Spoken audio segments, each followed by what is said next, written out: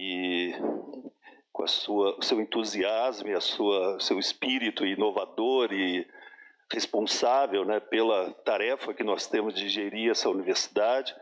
Ele tem dado a todos nós um grande exemplo, né, de ação positiva, ação determinada de fazer dessa instituição aquela instituição que todos nós precisamos que ela seja, né? Uma universidade com capacidade de ter flexibilidade nos seus processos, na sua forma de desenvolver os seus cursos, a sua missão no campo da pesquisa, da pós-graduação. Então, Rodak, para mim é uma obrigação de atender o seu convite, né? Como você mesmo observou, a minha rotina não é uma rotina tranquila, né?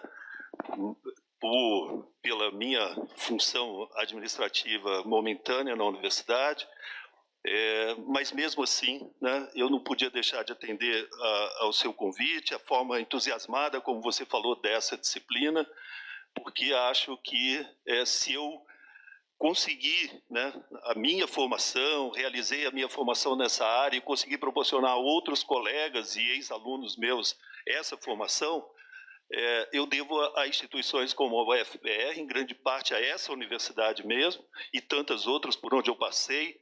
Então, eu tenho que devolver a essa instituição aquilo que eu consegui, né, para a minha realização pessoal, mas eu só acho que isso faz sentido quando eu consigo compartilhar com mais pessoas. Então, para mim, é uma satisfação e uma responsabilidade também, né, muito grande, porque eu vou estar representando aqui, não a mim, né, não foi feito um convite para mim especificamente, eu ocasionalmente sou a pessoa que trabalho há mais tempo, ou mais especificamente com esse campo de conhecimento, aqui na universidade, né? Mas eu tenho certeza que vocês não estão mirando o meu trabalho, vocês estão mirando a filosofia da ciência, a filosofia da tecnologia, isso que certamente fez com que vocês estivessem hoje aqui, e essa é a minha tarefa, a responsabilidade, então, de conduzir o curso de tal maneira que vocês possam atingir o objetivo de vocês com essa disciplina. Eu ainda não conheço muito bem cada um de vocês, né? Tenho uma dificuldade aqui, vou falar assim genericamente, vou tentar ao longo aqui das nossas sessão de hoje, né? A sessão inicial, usar alguns instrumentos para a gente se conhecer um pouco melhor. Mas antes de passar ao assunto propriamente, eu quero dizer para vocês que eu só, então, pude atender o convite do professor Rodak, porque eu pude contar com uma equipe de colegas e ex-alunos, hoje colegas também, que me deram a confiança de que nós podíamos tocar juntos esse trabalho. Tanto é que vocês vão vê-los aqui, talvez, até há mais tempo do que eu em alguns momentos, né? Eu queria apresentar a vocês o professor Ronei, que é o professor Ronei Mocelin. Talvez esse sobrenome seja conhecido de vocês, né, de salas de aula de história, mas aqui ele é professor de filosofia. A professora Verônica Calazans, professora da UTF-PR, e o professor Alex Calazans, professor também da UTF-PR. O Ronei é professor da UFPR, do meu departamento de filosofia. Então, antes de tudo, muito obrigado aos três que estão aqui. Tem o Daniel Tosini, que é servidor técnico da universidade, recentemente doutor em filosofia, que também compõe essa equipe. E nós vamos trabalhar os 5 juntos, né, na condução das nossas aulas. Bom, além disso, a Aline já foi apresentada a vocês, a nossa monitora. O Rodolfo, que daqui uns dias ele está ainda terminando um período de estágio na Alemanha e ele vai estar voltando nessa semana, então semana que vem ele vai estar já aqui. Quero, assim, agradecer e destacar a presença aqui de um grande amigo nosso dessa área de conhecimento, o professor José Carlos Cifuentes. Muito obrigado, Cifuentes, pela sua presença. Nos honra muito tê-lo aqui, né? Sei, quando ainda não estava aqui na UFPR, já sabia que alguém na UFPR lidava com esses assuntos, e esse alguém era o professor Cifuentes, né? Alguém que é do grupo, que talvez aqui também fica uma homenagem a 2 pessoas ilustres, 2 ex-alunos e ex-professores dessa universidade ilustres, que, de certa forma, criaram nesta universidade um espaço para a história e a filosofia da ciência. O professor Newton da Costa, que foi muito próximo ao professor Cifuentes, do mesmo grupo de pesquisa ao qual ele se vincula, um professor dedicado à lógica, à filosofia da ciência, e o professor Newton Freire Maia, que muitos de nós lemos, né, nas nossas primeiras aulas de filosofia da ciência, né, que foi professor aqui do Departamento de Genética, hoje setor de Ciências Biológicas. Bom, eu acho que, introdutoriamente, é isso, né? Eu vou falar um pouquinho também, antes de começar no programa, um pouco da minha formação, mas para vocês notarem que vocês prendam-se ao que eu falar sobre filosofia. Eu acho que isso eu posso dizer alguma coisa. Agora, sobre o que eu falar sobre ciência, vocês podem fazer várias... colocar muitas perguntas, muitas dúvidas, se as coisas estão muito bem colocadas. Né? E vocês vão ver ao longo das aulas por que isso. Primeiro, porque eu não tenho formação científica, né? O que é muito comum nesse campo de estudo, as pessoas se aproximarem desse campo de estudo, não pelo viés da filosofia, mas pelo viés da ciência, de uma ciência específica. Eu dei 2 exemplos aqui, de um professor, Newton da Costa, que veio pelo campo da matemática, para a filosofia da ciência, e do professor Newton Freire Maia, que veio pelo campo da genética. Então, eram cientistas ativos, faziam pesquisas nas suas áreas de formação, e que, por circunstâncias, interesses e tal, desenvolveram um trabalho no campo da filosofia da ciência. Isso é um perfil muito comum nesse campo de conhecimento. Assim como é comum outro perfil, que é o meu caso, a formação clássica em filosofia, graduação, mestrado e doutorado na filosofia, com atuação nesse campo de reflexão. Dentro da filosofia, esse campo está colocado num campo mais amplo, conhecido como epistemologia. É o campo das questões epistemológicas, as questões voltadas para a discussão sobre a natureza e os fundamentos do conhecimento. Então, são questões... digamos, uma disciplina filosófica muito mais ampla, muito mais antiga do que a filosofia da ciência, né? Embora as datações sejam sempre muito arbitrárias, né? Há muitos nascimentos da própria filosofia, né? Claro, né? Nenhum de nós duvida que a filosofia tem um dos seus nascimentos na Grécia clássica. Eu acho que o microfone não está funcionando, né? Tá? Tá. Então, quem sabe eu mudo. Agora voltou. Tá bom? Tá? Mas e aqui vocês estão me ouvindo? Estão ouvindo? Tá.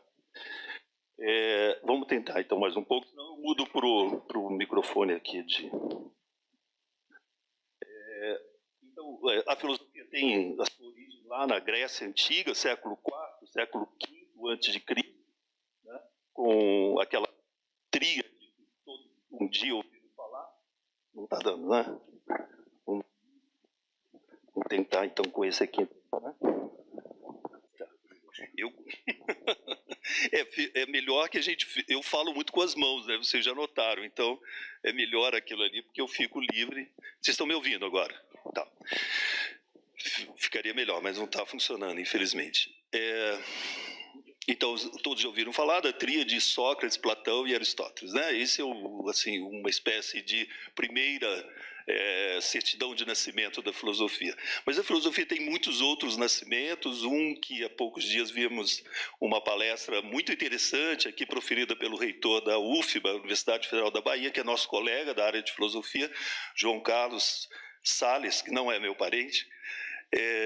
Ele fez uma discussão baseada numa tese de que a filosofia, segundo ele, a tese Raboni, Eduardo Raboni, que certamente o professor Cifuentes já deve ter ouvido falar, um professor argentino, já falecido, e a tese desse professor é que a filosofia tem 200 anos. A filosofia surgiu na Universidade de Berlim, na reforma, a famosa reforma feita na Universidade de Berlim, que recriou a universidade moderna, o padrão da universidade moderna. Ou seja, naquele momento a filosofia deixa de ser um saber cultivado em círculos fora da universidade, poderíamos até dizer em salões europeus, né, era muito comum, né, muitos desses autores que vocês um dia ouviram falar da filosofia nunca entraram numa universidade, nunca pisaram numa universidade, né, nunca foram professores universitários, né, e eles fizeram uma formação autodidata, né, isso antes do século XVIII, né, estamos falando aí, então, da reforma de Humboldt na Universidade de Berlim, né? Então, antes disso, a filosofia não era uma carreira, né, digamos, universitária no sentido que nós temos ela hoje, né? Havia disciplinas filosóficas na universidade, né, mas a universidade era, como muitos de vocês já devem saber, né, por volta do século XVII, era uma instituição decadente na Europa. Né? Era uma instituição reacionária, uma instituição aristotélica, e a ciência estava sendo praticada fora da universidade. Talvez a gente tenha oportunidade de conversar sobre isso, mas todos já ouviram falar da Royal Society, por exemplo, né?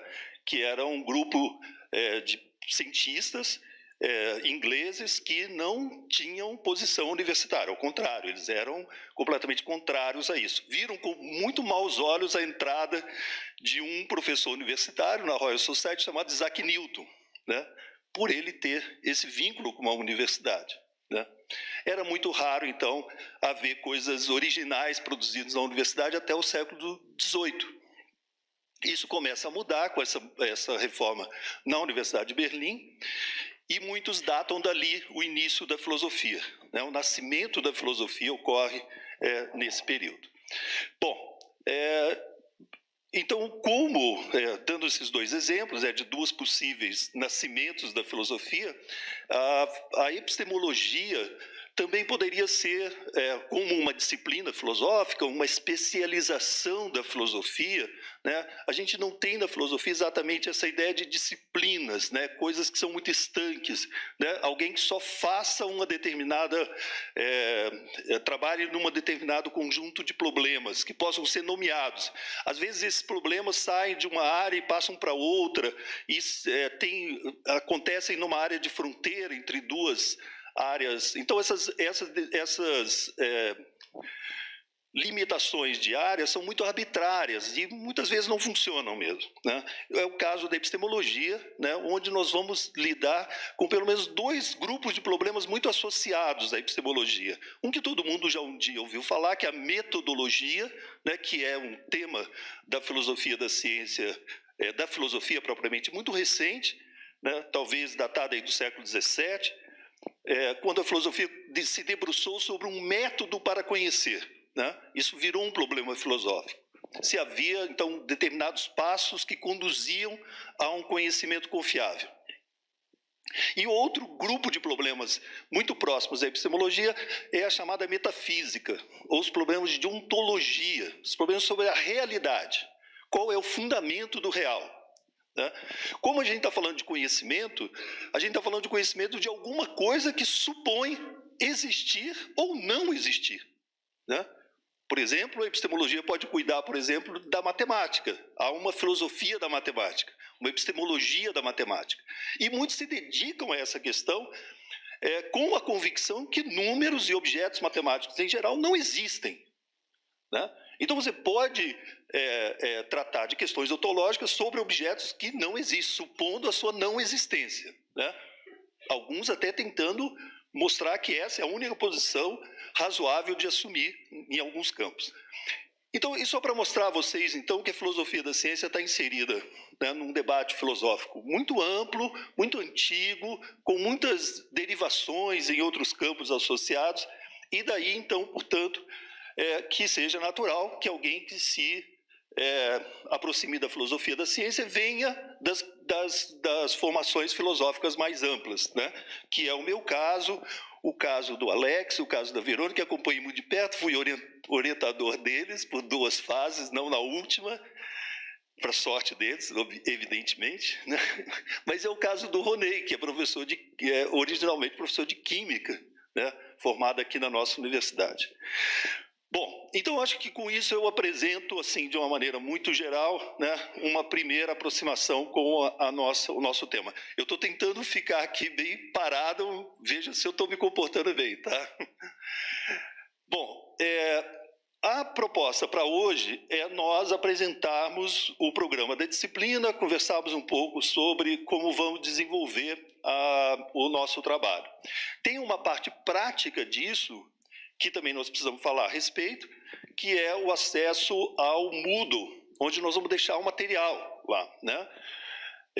Aqui vai, então, uma primeira informação prática muito importante para o curso como um todo, que é informar vocês que o que a gente vai fazer aqui ao longo da disciplina é, em grande parte, dependente de uma leitura de apoio, né? O que a gente pode fazer aqui é uma apresentação esquemática de uma determinada posição filosófica, né?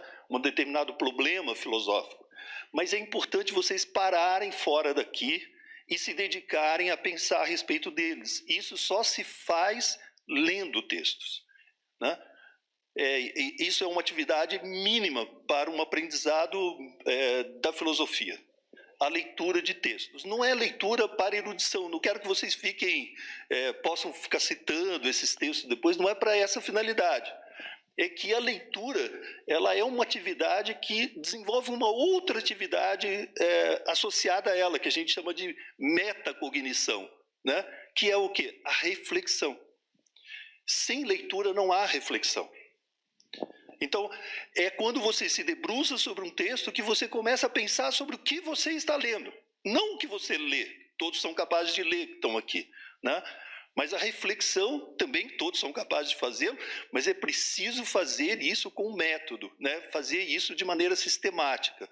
Né? E a forma dessa reflexão poder ganhar contornos filosóficos no sentido técnico da filosofia é através de uma leitura. Por quê? Porque uma leitura de um texto filosófico ela contém o elemento fundamental, dois elementos fundamentais para a filosofia, o conceito e o argumento.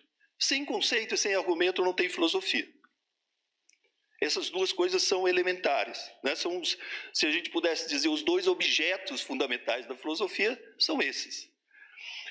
Nos textos que nós encontramos isso, né? A reflexão em torno do conceito, a tentativa de esclarecer um conceito ou a tentativa de mostrar que um conceito é um falso conceito. Existem muitos, né? Até os melhores exemplos de reflexões, de análises conceituais são aquelas justamente para dizer isso não é um conceito, isso é uma falsa ideia. Então, é importante a atenção ao conceito e a atenção ao argumento. Esse segundo aspecto, o argumento, é também decisivo. Né? Então, não importa saber um monte de ideias umas atrás das outras. O importante é saber como elas se ligam. Como que essas ideias estão organizadas, ou não estão organizadas, não estão concatenadas. Né? Lembrem, né, que eu falei da metacognição, né, da necessidade de realizar uma leitura que produza um ato associado de refletir sobre o que foi lido. E o argumento é justamente aquilo que você consegue apreender nesse processo de reflexão, né? De organizar aquelas ideias ou aqueles enunciados, né, recolhidos do texto de uma forma que eles formem um sistema, um conjunto, né, que eles tenham uma relação uns com os outros. Às vezes relações de oposição também, não só relações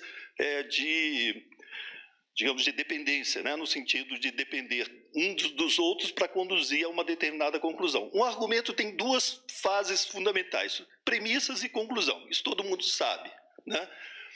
Então é isso que a gente busca no texto. Por isso que a leitura de textos é indispensável para qualquer formação filosófica a mais elementar possível, né? Deixo muito claro que eu sei que vocês não são alunos formados em filosofia, com formação prévia em filosofia, nós sabemos disso muito bem, né? Todos nós aqui temos experiência, alguns de muitos anos, de trabalhar com públicos não filosóficos, com públicos que não tiveram formação prévia na filosofia. Então, não pensem que nós estamos pressupondo alguma formação prévia da filosofia, que vocês tenham alguma formação prévia ou que a gente vá necessitar disso. Obviamente, vai ser uma tarefa que nós vamos ter que compartilhar aqui com vocês.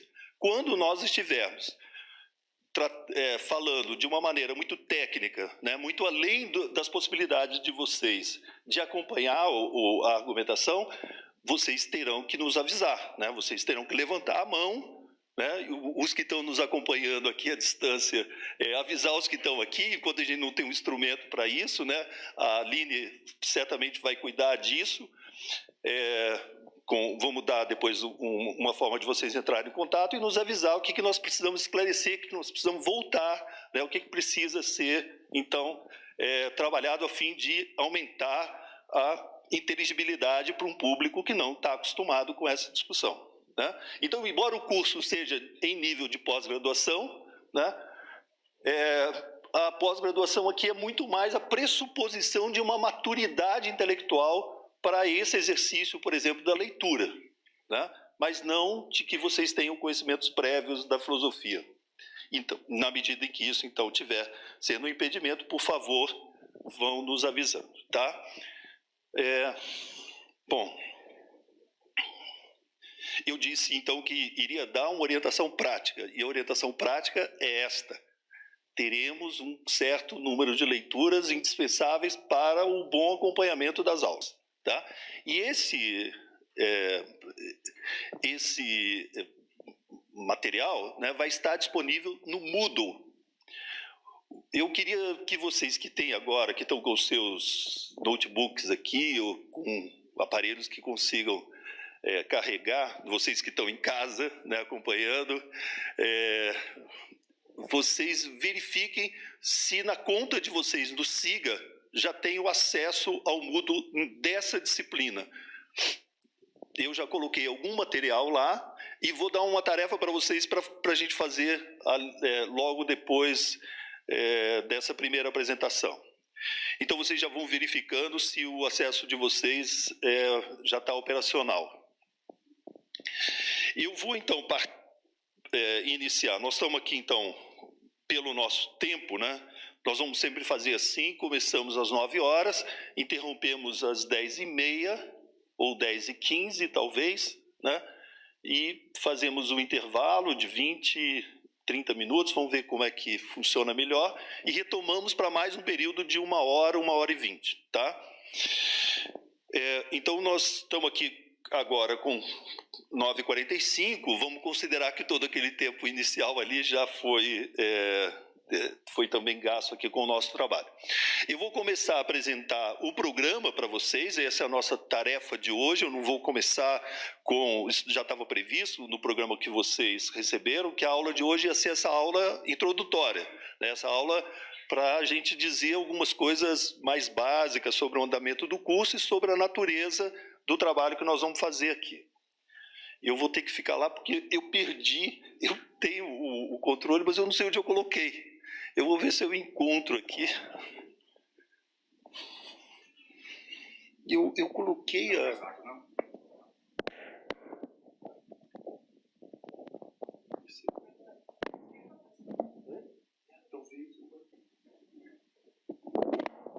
Bom, não achei, mas vamos então diante. Então aqui, Verônica, a apresentação, isso. Então a primeira informação importante é dizer para vocês por que aquele S ali no final, tá? Por que filosofias? E por que não ciências, tecnologias, né? Ronei já está aqui incomodado com a falta do S ali no final. Tradição francesa, né? O Ronei tem uma formação francesa e na França se fala philosophie des sciences. Então, seriam das ciências, né? Bom, eu vou explicar. Primeira coisa importante é explicar isso aí. Pode passar, Verônica.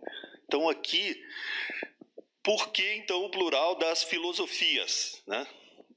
Isso é simplesmente o decalque do nosso programa, tá? Porque o que nós imaginamos como programa, então? Claro que nós poderíamos trazer aqui a nossa posição na filosofia e desenvolver essa posição filosófica acerca da ciência, né? Eu não sei se eu teria repertório suficiente para fazer isso, durante 15 semanas fazer isso, com a minha posição sobre as questões, não sei se eu tenho posições suficientes para isso, né?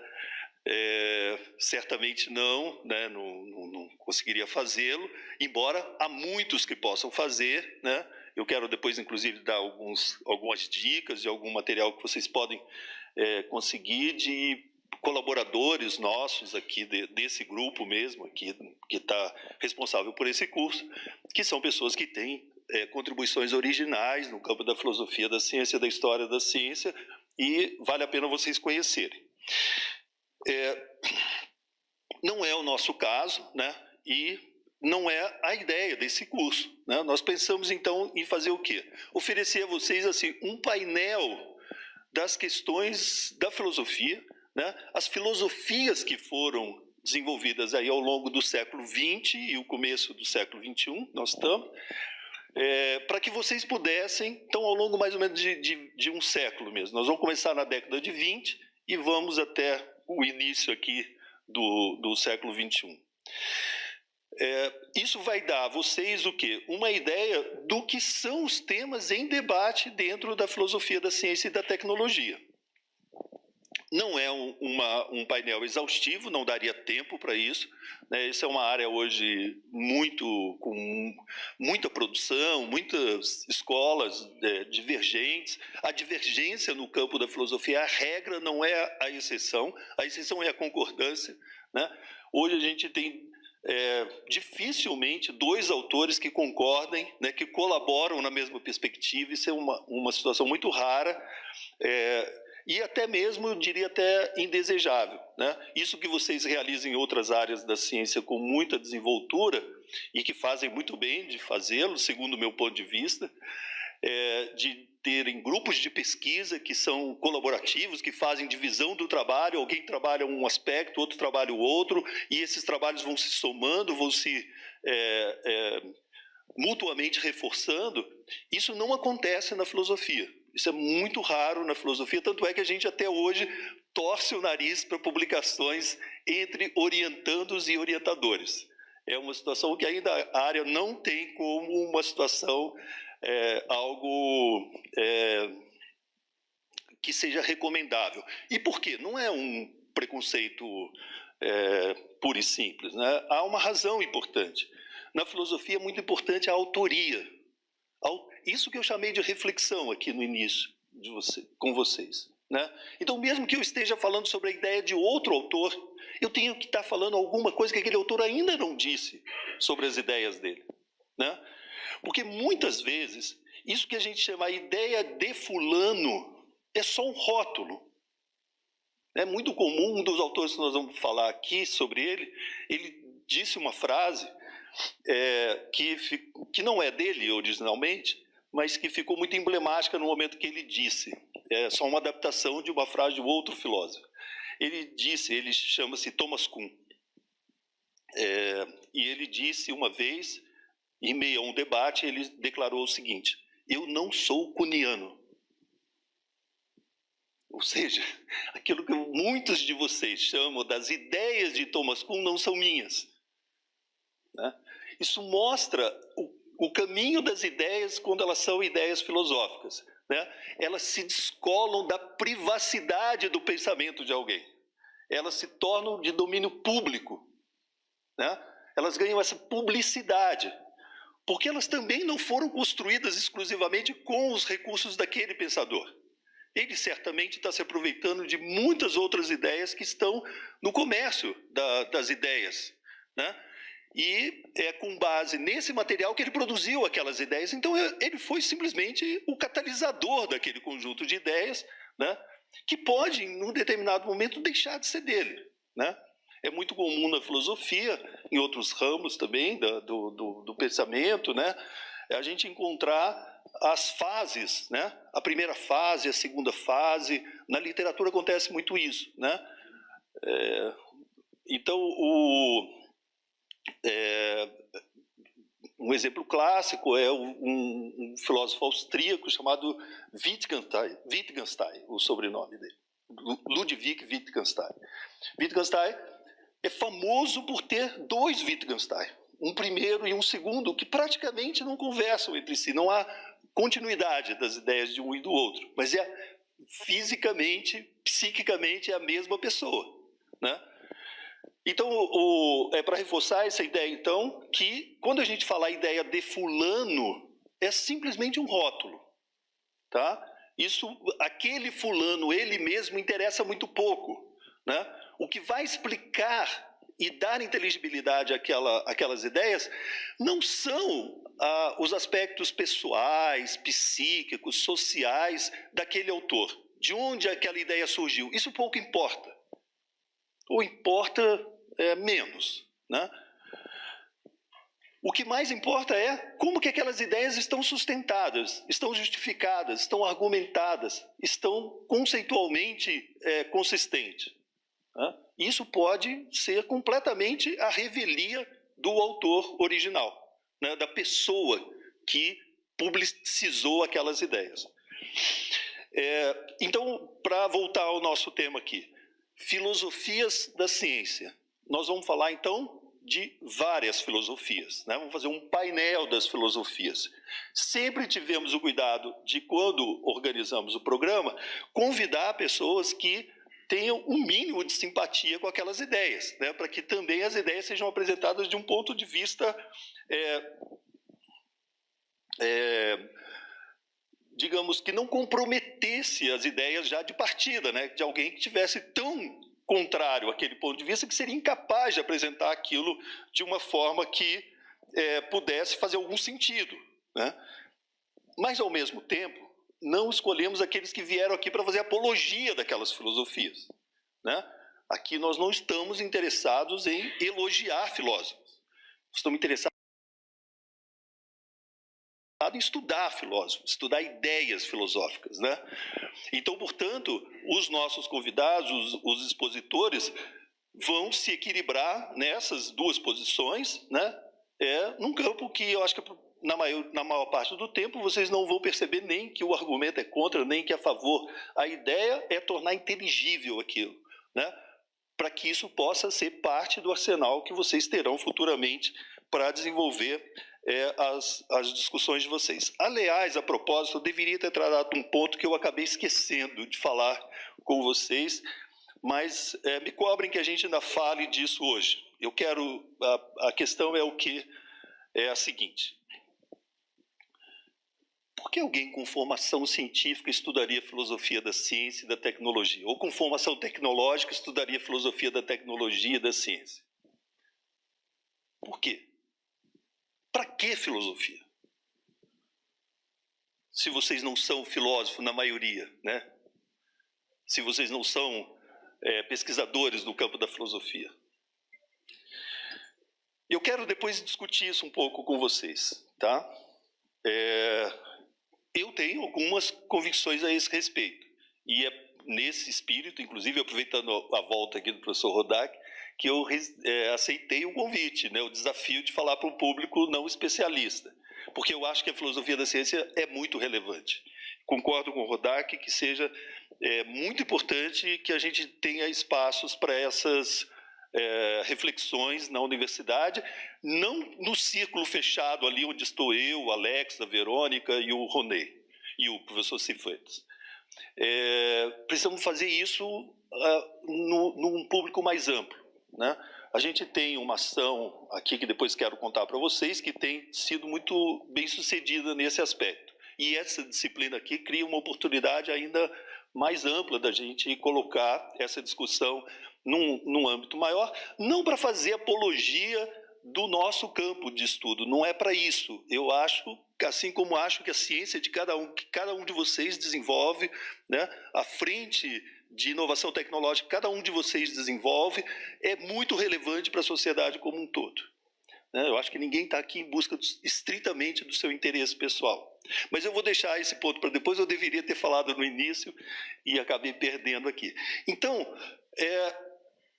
é para a gente reforçar isso, né? A primeira coisa é entender, né, que não há uma única filosofia, né? E nunca vai existir. O dia que a filosofia for única, ela deixou de ser filosofia, né? Em alguns campos isso tem sido muito produtivo e importante, que existam consensos de unificação das ideias para o progresso da ciência, para aquilo que se chama progresso da ciência.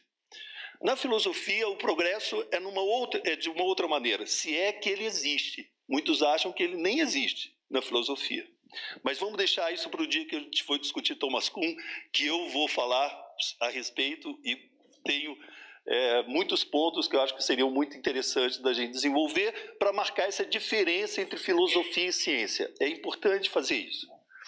Então, são diversas filosofias, né? E dentro delas, dentro de cada uma delas, a gente poderia ainda segmentar em muitas posições diferentes, algumas posições, inclusive, contraditórias, dentro do mesmo, daquilo que a gente poderia chamar uma única filosofia.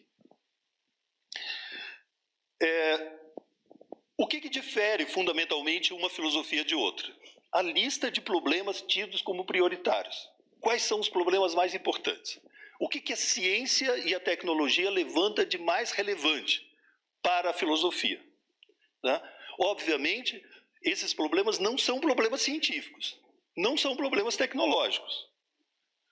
Porque se fossem científicos e tecnológicos, teriam tratamento dentro daquele campo de conhecimento. Não precisaria de ser transferido à filosofia como problema, né?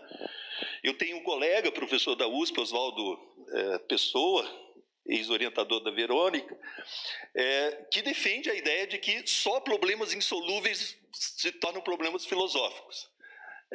Eu acho muito radical essa posição. Eu acho que problemas filosóficos podem ser filosóficos sem ter a decisão se eles são insolúveis ou não. Mas o fato e aí o Oswaldo tem razão,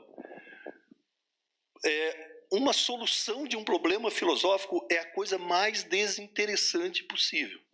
Uma solução consensual. Quando todos estão de acordo que aquela é uma boa solução para aquele problema filosófico, aquela área deixa de ter qualquer interesse. Aristóteles tinha um problema lá na sua fisiologia, que era saber como que um ser gerava outro ser, mas no sentido da embriologia, daquilo que hoje a gente chamaria de embriologia. Quando a gente criou a embriologia e resolveu esse problema, isso deixou de ter nenhum interesse filosófico. E era um grande interesse filosófico em torno dessa questão, né? Então, o fato e aí a tese do Oswaldo faz sentido, que os problemas filosóficos continuam interessantes enquanto eles se tornam problemas, enquanto eles permanecem problemáticos, né? Então, a lista de problemas tidos como prioritários é determinante, né? Não são as soluções que unificam as filosofias, porque, como eu disse, essas nem importam tanto. Mas são os problemas, o esclarecimento do problema. Às vezes, o que a gente pode fazer de melhor é melhorar a formulação de um problema, né? Aquilo que a gente chama de perplexidade filosófica, né? Então, a gente, às vezes, tem uma perplexidade diante de um assunto, né? Todos vocês experimentaram isso um dia, né? É isso que faz parte da formação de um intelectual, né? Que vocês são, de um cientista. É o quê? É se espantar diante de alguma coisa. Alguma coisa te incomoda profundamente, a ponto de que você perca um sono por causa disso, que você perca a sua namorada, o seu namorado por causa daquilo, a ponto de você abrir mão de coisas muito vitais para você poder se dedicar ao esclarecimento daquele problema, daquilo que te inquieta, né? E é isso que, quando relacionado a outras questões importantes, né, pode ser um problema filosófico, né? Isso, claro, tem que ter uma dimensão pública, isso não é da vida privada de cada um que se relaciona com a filosofia, né? Isso é preciso melhorar, é preciso ver se esse problema tem repercussões em outros autores, né? Se alguém já pensou sobre aquilo, né? É assim que se forma um problema filosófico, e esse problema pode perdurar durante muito tempo. Dá um exemplo aqui da área que o Cifuentes trabalha, né? Até hoje não está esclarecido do ponto de vista filosófico o conceito de número. O que é um número? No sentido do conceito de número, não o conceito operacional, né? A definição operacional de número. Isso já está suficientemente esclarecido e talvez seja, por isso esclarecido, totalmente desinteressante, né? Bom, então as filosofias aqui vão ser agrupadas em torno disso, a lista de problemas prioritários. Eu vou dar exemplos desses problemas. Mas nós escolhemos, então, para as filosofias que nós escolhemos, elas tinham que estar vinculadas a essas duas, passarem por esses dois critérios, né? Estarem amplamente disseminadas num público não especializado, né? Poderia falar de alguns autores que nos interessam muito hoje, mas que ninguém nunca ouviu falar aqui, né? Então, esses nós deixamos de lado, não colocamos na nossa lista, e também não colocamos aqueles que estão em debates que ainda não ganharam uma dimensão assim de mobilizar uma parcela significativa da comunidade filosófica. Pode passar, Verônica. Então, escolhemos esses 3 debates aqui, onde os debatedores estão aqui colocados frente a frente de uma forma muito artificial, tá? Não entendo isso aqui como Atlético Paranaense e Curitiba. Isso aqui não é uma diferença irrevogável, como talvez o André Rodak acha que seja. Parece mais MMA.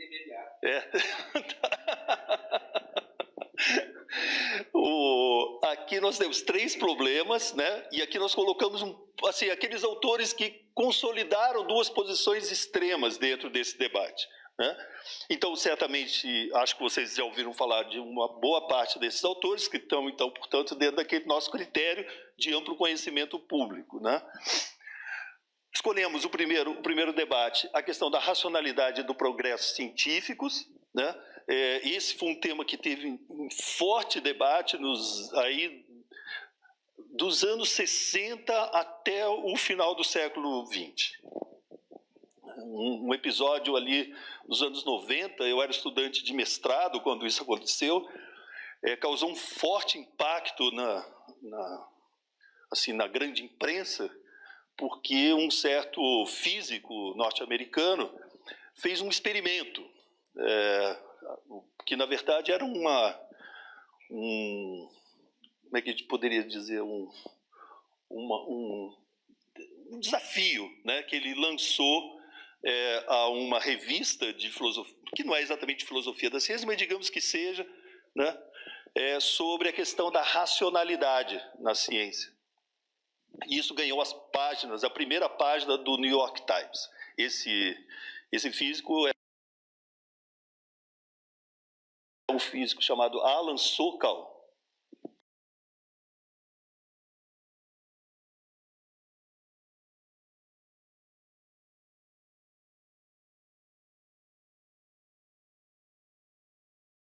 Lá na sua origem, ele começou no debate entre esses 2 autores, o Popper e o Thomas Kuhn. Popper, um filósofo consagrado, alguém que tinha uma carreira acadêmica invejável, tinha passado por 3 grandes universidades mundiais, a Universidade de Viena, a universidade na Austrália, não sei se é Melbourne, e finalmente, onde ele ali instalou então o seu QG popperiano, a sua igreja popperiana, a London School of Economics, a famosa escola de economia londrina. E o Kuhn, um jovem muito parecido com vocês aqui naquele momento, no início dos anos 60, havia recém concluído o seu doutorado em física teórica, era um físico de formação, e que foi convidado pelo reitor da Universidade de Harvard, isso, Ronei, professor de Química, né? James Conan. O James Conan, assim como a PRPPG aqui na UFPR, criou um programa de formação de cientistas, de história da ciência para cientistas. e o James Conan, o químico, que era o reitor, ele então liderou esse processo, e o Kuhn se candidatou como um recém-doutor, né, uma bolsa de recém-doutor, para dar um curso como esse. Ele foi dar um curso, era sempre invertido, né?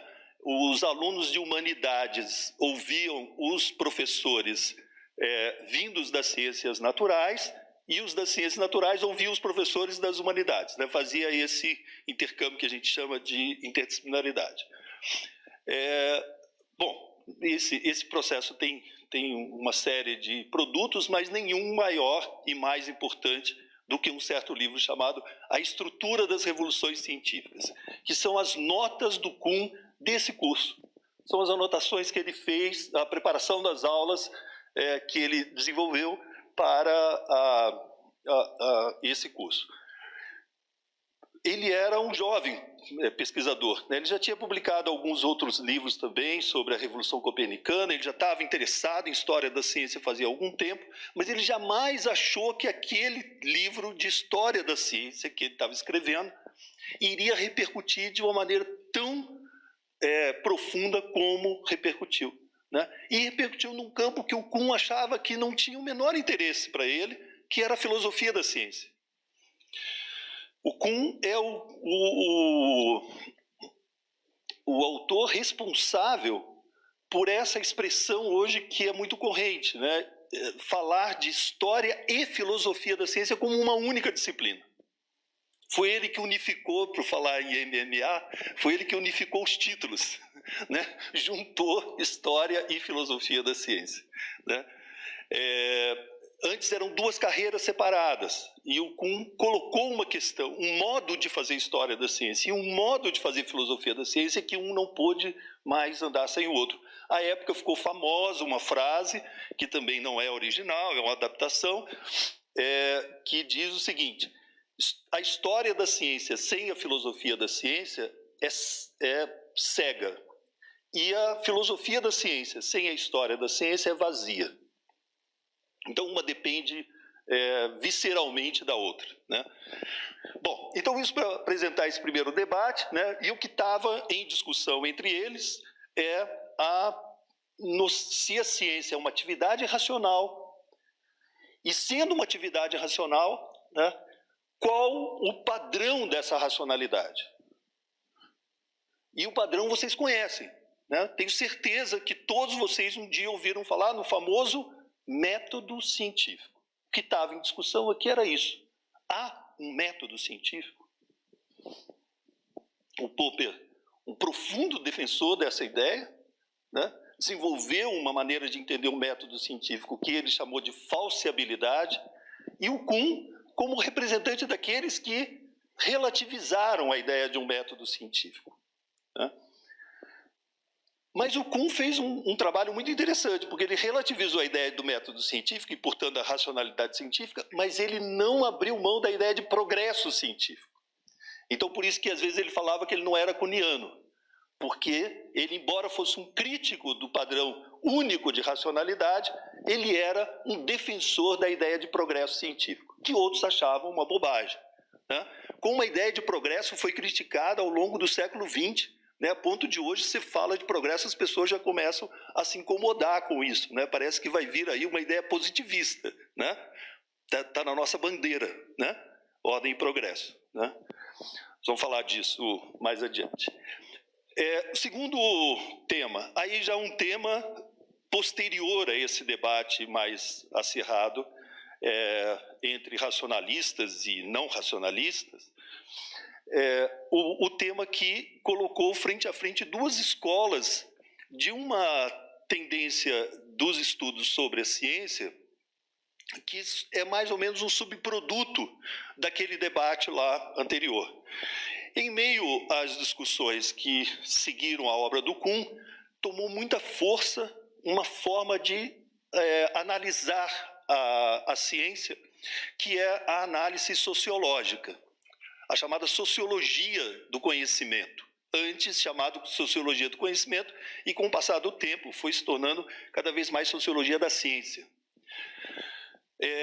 Essa área já existia, não é uma criação ali dos anos 60, 70, mas ela ganha muito impacto porque o trabalho que o Kuhn fez baseava-se muito na análise do comportamento das comunidades científicas. Grande parte das ideias dele foi baseada nisso, do como que as comunidades se comportam, como que as comunidades elas criam padrões de racionalidade, né? Por isso que ele falava que eram mais de um padrão, não podia ser um só, padrões de racionalidade, métodos, entre aspas também, né?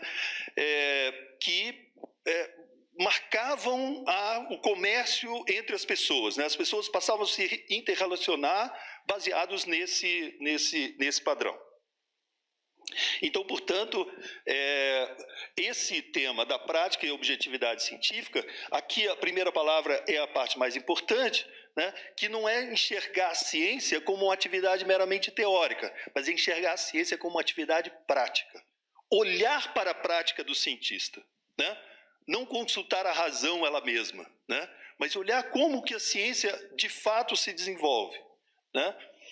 E criar a partir dali um outro padrão daquilo que se chama objetividade, né?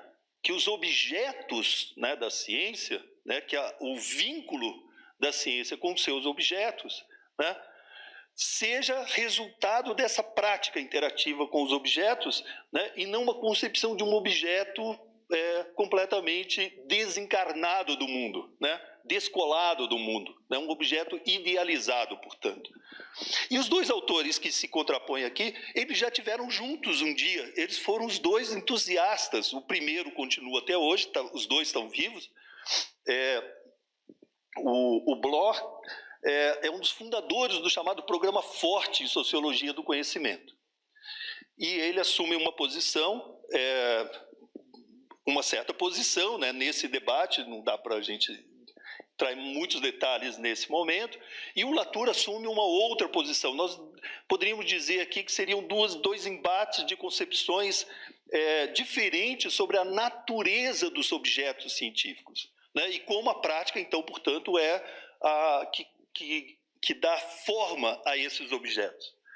O Latour, por exemplo, só para dar uma ideia a vocês sobre uma anedota, né, das ideias do Latour, ele mesmo gosta muito de propagar. Só para uma apresentação rápida, o Bloch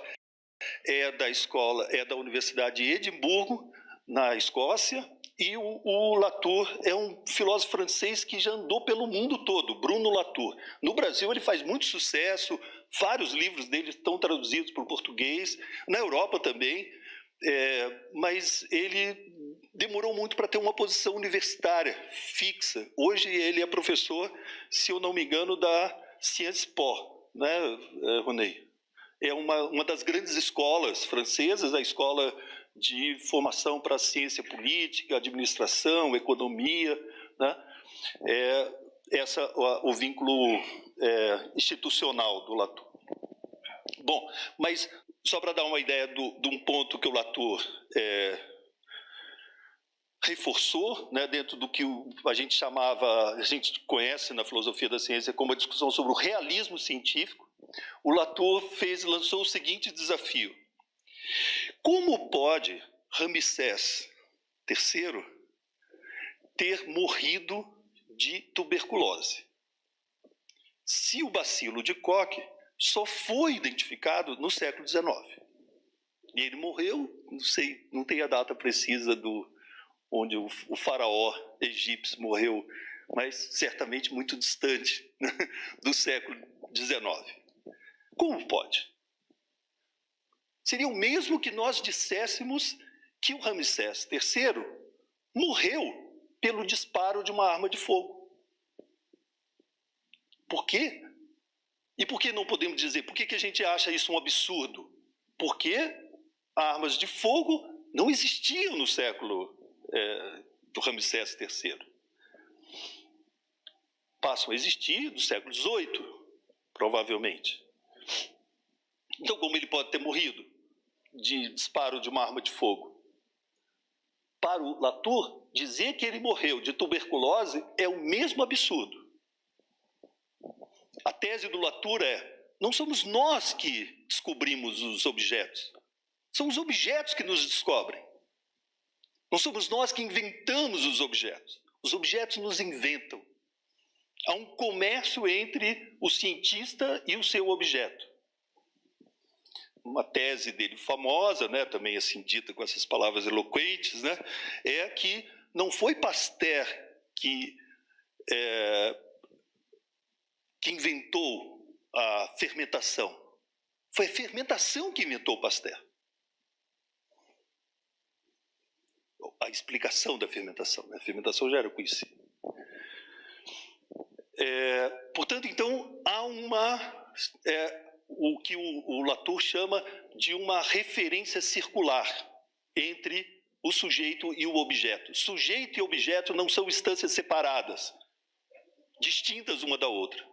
Claro que esses exemplos que eu estou dando aqui são exemplos assim só para criar um pouco de impacto aqui, né? Dar um exemplo assim impactante para vocês. Não é só isso que ele diz, ele tem argumentos muito bem elaborados, difíceis de serem vencidos.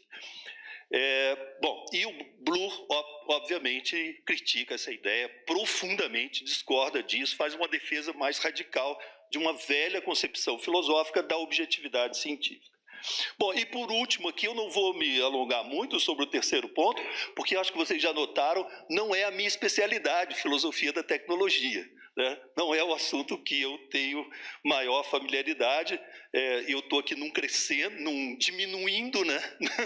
Num crescendo. A minha formação está bem voltada aos temas do primeiro debate. Eu conheço secundariamente os temas do segundo e minimamente as discussões aqui sobre as questões da identidade e da autonomia da tecnologia, que vão contrapor um velho filósofo do início do século XX, Heidegger, com um jovem filósofo, agora produzindo ainda com de maneira muito profícua ainda, Feinberg, que é alguém que vem da escola da teoria crítica, foi, segundo a Verônica, foi orientando do Habermas, né? Do Marcuse, Herbert Marcuse, né? Que é um grupo, né, alemão identificado como teoria crítica. Bom, essa discussão, para a gente fazer bem resumidamente, para encerrar aqui dentro do prazo que tinha estabelecido, é o quê? É a pergunta básica, muito ligada ao tema anterior, né? O que é tecnologia? Qual que é a relação da tecnologia, que aí sim, né, é produtora de objetos, né? Os seus objetos não pré-existem, né? Elas são resultados de uma ação intencional, né? Esses objetos são objetos intencionais, motores à explosão não existiam, não foram encontrados na natureza, né? Então aí nós estamos diante de objetos intencionais, mas qual a relação desses objetos com a ciência? Qual a relação que a tecnologia mantém com a ciência? Nós temos um diagnóstico claro que sociedades que são cientificamente avançadas são sociedades tecnologicamente avançadas. Essa foi a primeira pergunta, né, pelo qual começou a aparecer o campo da tecnologia, da filosofia da tecnologia. Esse foi o primeiro problema, né? E os problemas, então, aí foram se avolumando e ganhando mais corpo, né? Entre um deles, hoje, com muita ênfase, né, discutido, é a questão da autonomia da tecnologia, né? Algo que certamente vocês um dia já foram instados a se posicionar sobre isso, ou concordando ou discordando dessa posição, que é aquela que diz o seguinte, que divide as questões técnicas das questões políticas, né? Aqueles que, há pouco tempo, nós vimos um certo presidente tomar posse e anunciar que faria um governo de técnicos. Ele assume um poder que é político, né, e anuncia que vai exercer o poder político através de técnicos, né, claramente opondo técnica e política, né, se fossem supondo, né, que seriam dois hemisférios independentes, né. É alguém, então, que comunga com essa ideia de que a tecnologia tem a sua própria norma, é autônoma. A técnica tem a sua própria norma, né? ela não é heterônoma, né? Ela não traz a sua norma de fora, ela estabelece a sua própria norma. Então, portanto, ela tem independência, ela tem imparcialidade. Ela é externa às questões políticas, por exemplo. Tá? Isso é uma posição, né? Não é a única. Certamente é uma posição com muitas dificuldades de serem sustentadas. Mas isso para dar exemplo a vocês de um dos pontos que serão, dos 3 debates que serão enfocados. Eu acho que com isso a gente termina, né, Verônica? Passa mais um só para ver se tem... Tá, isso eu posso falar mais ao final, né? Sobretudo o terceiro ponto aqui, que vai estar relacionado ao nosso programa, certamente vai ter um espaço lá para falar disso, mas só para chamar a atenção de vocês para, então, isso aqui, fechando essa apresentação inicial, antes de passar a cada um das aulas, né? Eu vou fazer uma apresentação de cada uma das aulas agora. Antes de passar isso, dizer a vocês que isso que nós estamos fazendo aqui, isso tudo que eu falei aqui, né? Se nós trouxéssemos um filósofo da ciência lá dos anos 60, ele levaria um susto danado com isso. Porque ele falaria, bom, você não ia falar de filosofia da ciência, por que você falou de história, falou de sociologia, falou de um monte de coisa, de antropologia, né? Cadê as questões da explicação científica? Cadê a questão do método hipotético dedutivo? As questões clássicas da filosofia da ciência, as questões da lógica da ciência, né? Óbvio, as coisas mudaram muito de lá para cá, né? E de tal maneira que esse campo que a gente está trabalhando hoje, que quem fez essa confusão toda, eu já dei, né, a ficha do meliante que produziu isso, Thomas Kuhn, né, bagunçou essas fronteiras todas, a tal ponto que em alguns países esse nome filosofia da ciência, história da ciência, tenha desaparecido, predominantemente nos Estados Unidos, né? Uma parte disso hoje está reunido nisso que se chama Science Studies. Difícil de traduzir isso em português, né? A melhor tradução seria estudos sobre a ciência, né? Algo que vem do Social Studies, né, que é também uma tendência, quem trabalha com literatura conhece essa expressão. Mas é só para dizer para vocês que o que nós vamos tratar está muito relacionado com essa maneira, né, de perceber esse campo de estudo. Então, com 10h25, está na hora de parar, e voltamos, então, em 20 minutos, pode ser? 15 para as 11, retornamos, tá bom? Muito obrigado.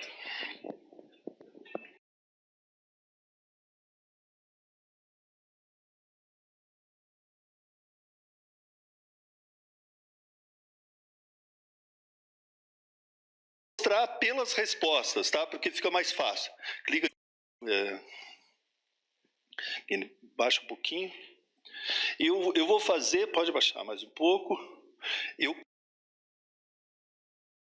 quero que vocês... alguém já respondeu, tá vendo? Que alguém já colocou algumas respostas ali. Acho que uma pessoa que hoje não vamos poder ter as respostas, isso era uma ideia para vocês para a gente trazer para hoje.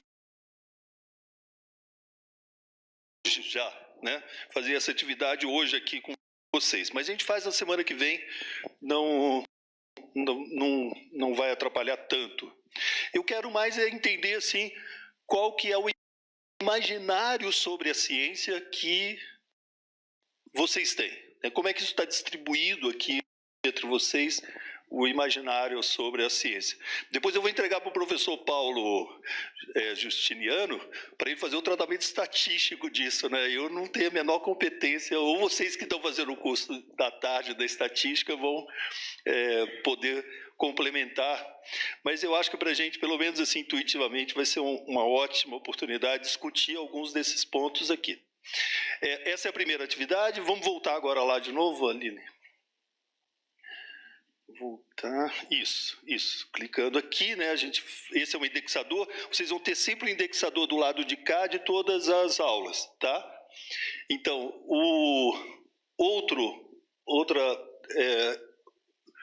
atividade que eu queria que vocês fizessem é responder esse questionário, que não é meu inteiramente, uma parte eu intervi, mas foi o questionário proposto pelo professor Paulo Justiniano, e eu adotei o questionário dele, que tem perguntas das mais relevantes, por exemplo, aquela penúltima lá, Aline. Vamos mostrar para o pessoal, porque eles vão ter que pensar muito para responder, então é bom que eles se preparem. É lá no final, pode baixar que é a penúltima. Essa é a mais importante para nós aqui, né? Saber, aqui ó, o arroz do Natal tem que ser com uva passa, sem uva passas, tanto faz, tá? Quero saber a opinião de vocês sobre isso aqui. Só um estatístico, né, pode estar interessado nesse tipo de pergunta, né? Certamente é uma brincadeira dele que eu embarquei. Eu tirei algumas, né? Vocês estão fazendo o curso dele, vão ser vítima de outras brincadeiras como essa. Mas é só para eu ter uma ideia melhor de cada um, né, a formação de cada um de vocês, os interesses, enfim, né? Apenas uma geral, assim, tá? Então, peço a vocês que, quanto antes, respondam essas duas atividades, façam essas duas atividades e comecem a preparar as leituras para a aula que vem. Então, vamos voltar agora lá, Aline. Agora, a semana do dia 20 ao dia 26 é a próxima aula, né? É o mesmo texto em duas versões. A versão em português ela é uma boa tradução pela avaliação que eu fiz a partir do inglês. É um texto publicado originalmente em alemão e tem essa tradução para o inglês feita pelos próprios autores, a versão em inglês. Então não há muitas divergências entre da concepção dos autores entre a versão alemã e a versão inglesa. Mas a versão em português, eu acho que ela começa um pouco mal, mas depois melhora ao longo, então não se perde muito do texto principal, lendo só a versão em português. A nossa próxima aula vai ser um estudo sobre esse texto. Esse é um texto quase que único na história da filosofia da ciência, porque ele é um manifesto de um grupo de filósofos que pensavam mais ou menos parecido. Mais ou menos. Durante muitos anos se achou que eles pensavam exatamente igual, mas é muito relevante as diferenças que eles tinham, e isso tem sido um trabalho muito interessante feito mais recentemente, depois que todo mundo achou que era pecado falar do positivismo lógico, né? Eu acho que muita gente ainda pensa isso, né? Que certas ideias têm que ser esquecidas absolutamente. Vocês vão ver coisas, eu descobri coisas muito interessantes preparando essa aula sobre o positivismo lógico, que eles tiveram um papel talvez muito mais importante do que a história reservou nos últimos anos para eles.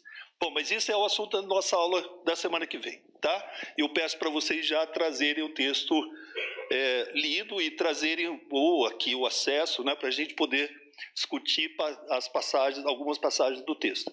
Então, acho que isso apresenta para vocês a nossa forma de comunicação, né, através dessa plataforma. Eventualmente, por aqui, vocês vão poder falar com a Aline, né, também, com o Rodolfo, né, eles vão me transmitir o momento. Aqui tem forma de vocês interagirem, a gente pode criar, em alguns momentos, o chat ali da psicologia, né?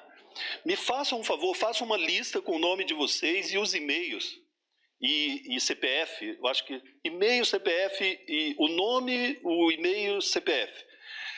Eu falei, já comuniquei com o professor Rodak, ele vai preparar um acesso extra para vocês até a matrícula em abril, tá?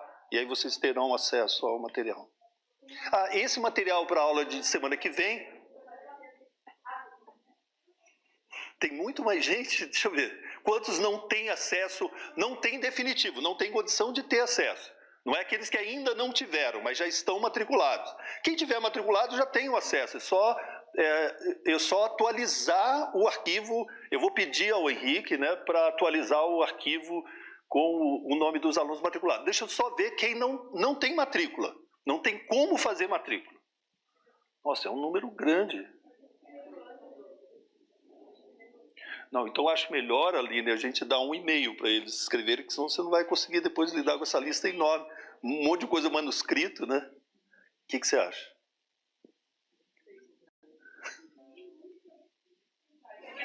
Não, tranquilo. Eu só preciso da lista com os nomes e os CPFs para autorizar o acesso. Então eu pego lá com... Quem que é a secretária? Bruna. A coordenadora, a professora Alessandra? Alessandra, tá bom. Então eu tenho o contato, a gente entra em contato, tá? Tá bom. Pois não? Bom, aí não depende da gente. Hoje eu consigo a lista, mas aí eu vou... Não sei quanto tempo vai demorar depois para a gente efetivar isso, tá? Mas eu peço à secretaria para avisar vocês, tá? Eles avisam vocês, tá? Bom, então vamos lá. Vamos... Aumenta para mim aí. Aqui, ó. Aqui. Clica aqui, ó. Isso, pronto. Agora eu acho que eu consigo passar daqui. Isso, tá. Bom, então hoje a nossa aula 1, né, que era a aula então de apresentação do programa, e essa aula então da semana que vem, positivismo lógico, mais ou menos eu já falei para vocês, né, esses são os 3 grandes heróis aqui dessa corrente filosófica, né? Tá, vocês vão ver, nós vamos continuar falando de positivismo lógico, mas eu vou tentar na semana que vem mostrar um pouco as diferenças importantes que existem entre eles. Certamente o nome, não está na ordem aqui, tá? Aqui, o Carnap é o nome mais famoso desse grupo, é esse professor aqui ainda bem jovem, antes de ir para os Estados Unidos, onde ele fez uma carreira muito importante, ele influenciou toda a filosofia da ciência que se fez depois, foi muito influenciada por ele.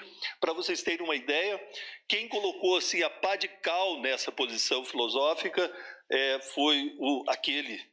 né, o nosso anti-herói aqui, o Thomas Kuhn, e o Thomas Kuhn o livro do Thomas Kuhn que fez isso foi publicado por ele, pelo Rudolf Carnap, que dirigia uma coleção, e esse foi o último livro dessa coleção, e foi uma espécie também de epílogo, né, dessa tradição filosófica que hoje ninguém professa essa posição, né, estritamente, mas, enfim... é cada vez mais importante a retomada. E é por isso que eu digo para vocês aquele ponto, né, que eu insisti aqui antes. Em filosofia, a noção de progresso é bem complicada, né? Inclusive por essas coisas, né? Quem diria, 30 anos atrás, que dali 30 anos nós íamos ler o positivismo lógico com enorme interesse, né? Sobretudo no Brasil, né? O positivismo lógico já tem coisas a dizer muito interessantes para a gente entender o nosso contexto daquilo que a gente pode dizer a recepção social da ciência, né?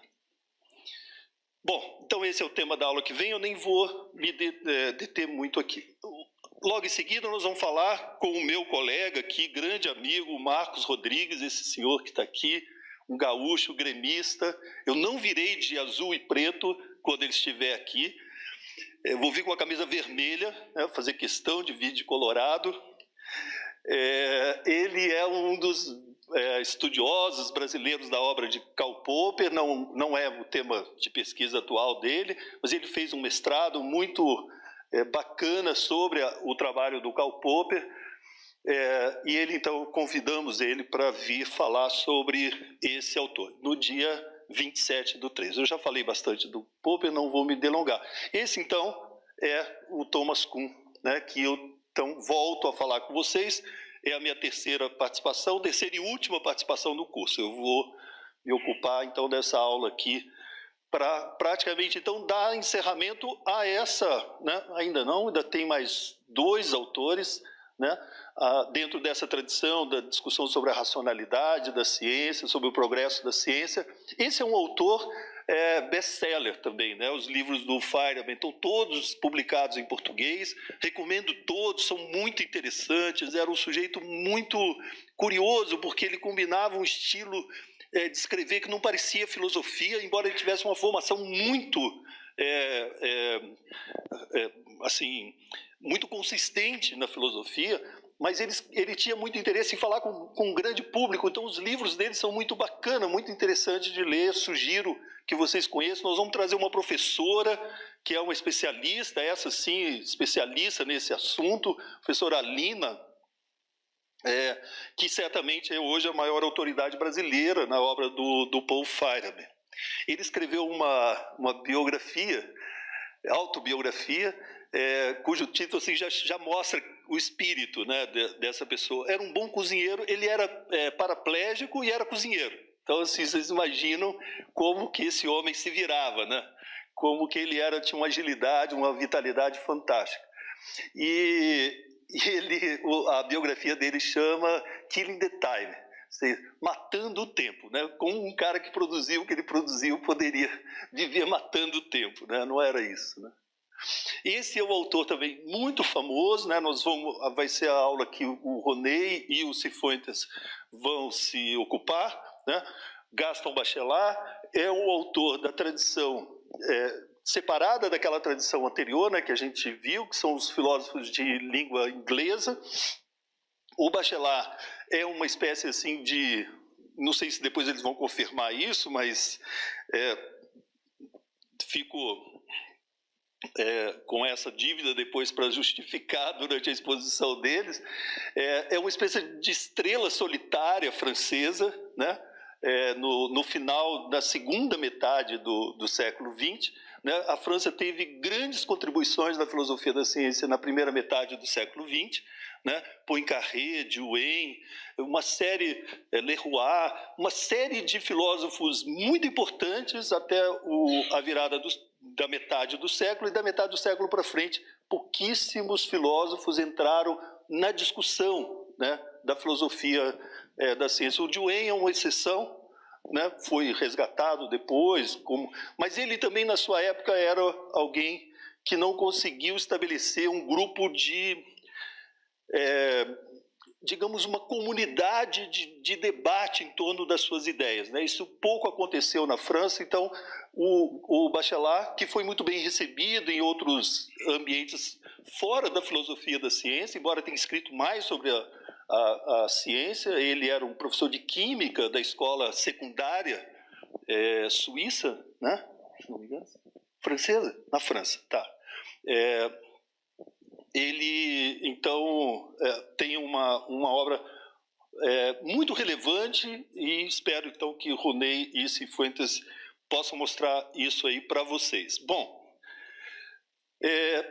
nesse momento a gente começa, então, já um pouco com o Bachelard, mas já com esse autor, certamente, a gente começa a fazer, então, a mudança para o segundo debate, para a segunda frente de debate sobre os temas da ciência e da tecnologia.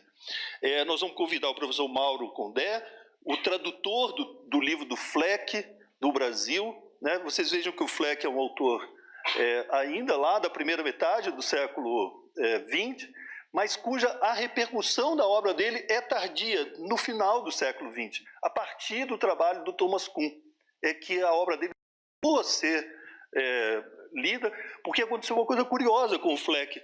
Ele escreveu ele era contemporâneo daqueles filósofos do Círculo de Viena. E como as posições do Fleck não eram as posições muito próximas ao Círculo de Viena, ao contrário, eram bem divergentes, ele praticamente ficou esquecido ali na primeira metade do século XX. Mas ele depois aparece hoje com muita intensidade, né? O pessoal ligado ao ensino de ciências tem muito interesse pela obra dele. Ele tem sido um autor, o pessoal da antropologia também tem resgatado com muita intensidade as ideias do Fleck. É um polonês, né? Um caso raro de um filósofo não inglês, não francês, não norte-americano, filósofo da ciência. Bom, aqui então começamos propriamente o debate Bloch-Latour, né, com o primeiro autor aí, o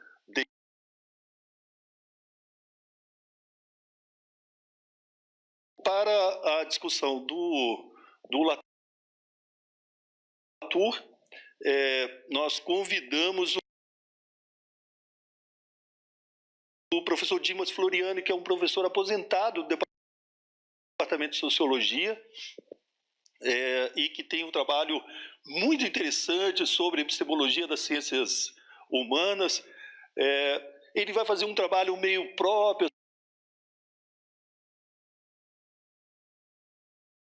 Essa é a maneira que ele escolheu, ele e o Daniel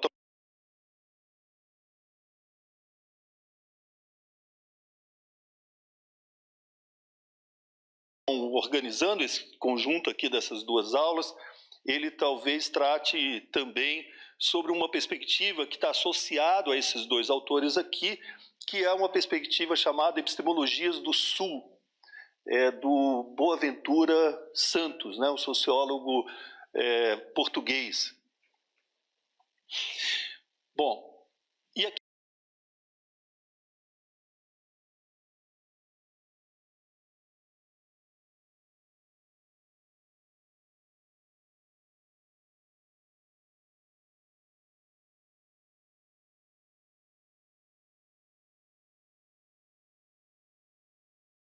a filosofia da ciência, e criou um núcleo de filosofia da ciência muito forte na Universidade Federal de Santa Catarina. O Roney fez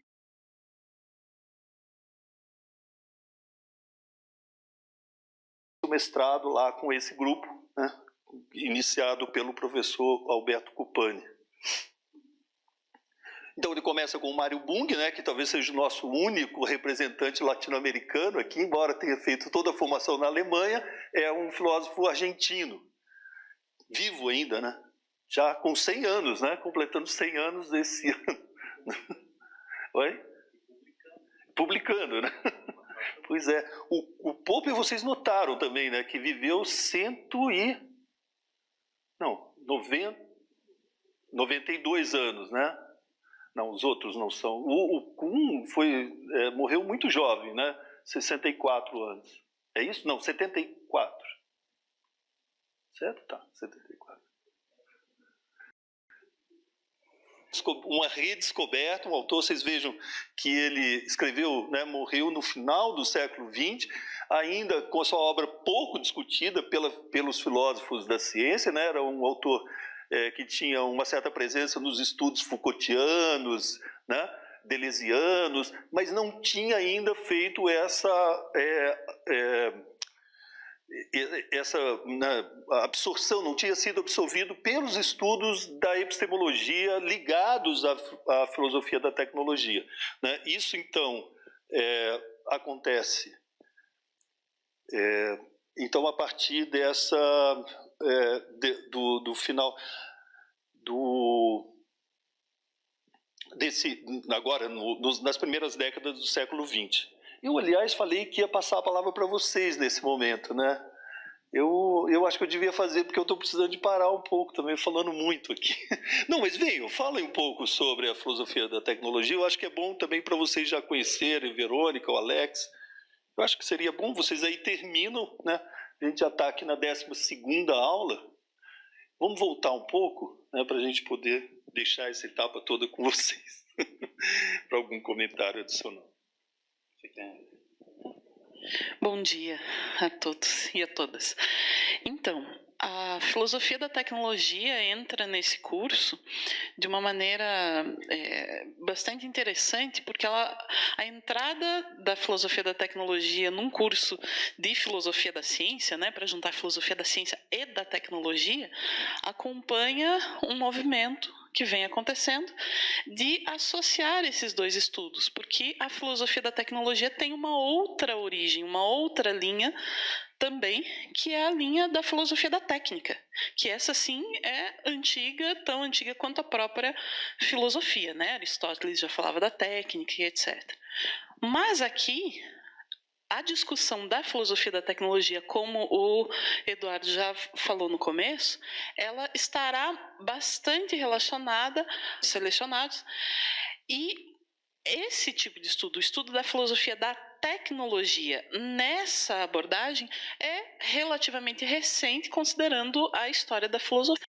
Conceitual, é chamado também de abordagem analítica, mas na medida em que a tentativa dele é de estabelecer, como o Eduardo falou, da importância dos conceitos em filosofia, estabelecer num plano conceitual as distinções entre ciência, tecnologia, técnica e etc. Né? Pode passar.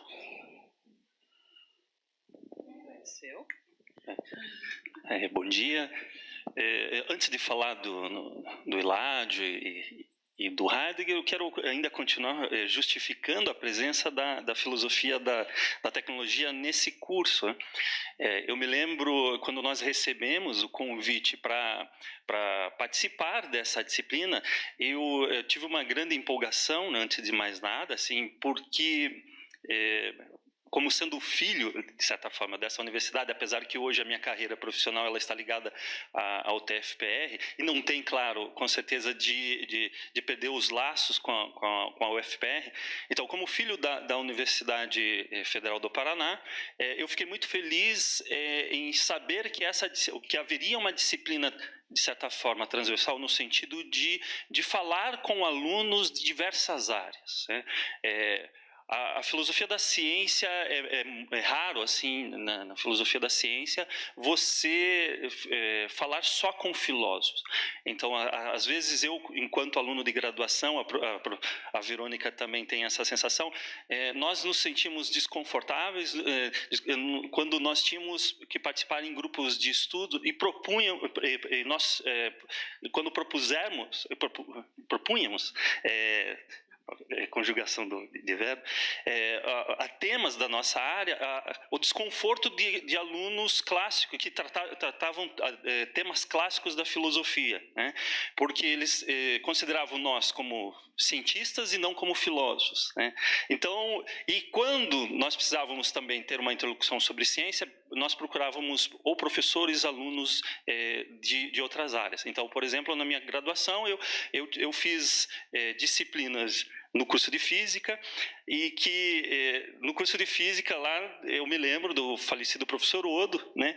Ele nos tratava como uma espécie de o estranho no ninho. Então, todo experimento diferente, assim, ele procurava entre os alunos, para trazer para o palco, né?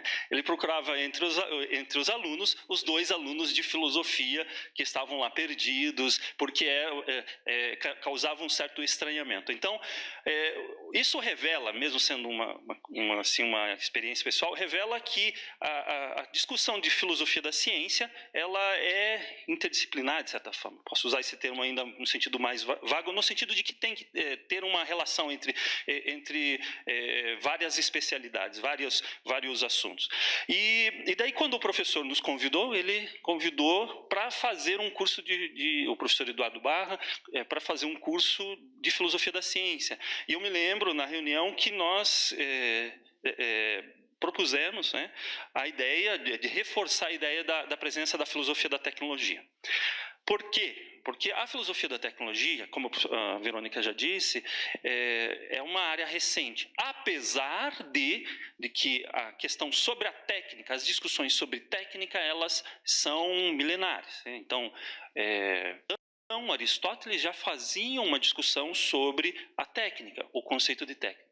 Agora, o que é recente, né? O que eu acredito que o professor Cupani ele vai poder trabalhar um pouquinho sobre isso. O que tem de novidade, né? É de pensar na área da filosofia a autonomia do conhecimento tecnológico. Mas daí apareceu num slide que o professor Barra colocou anteriormente, na questão da autonomia. A palavra autonomia aqui ela tem que ser especificada em um sentido.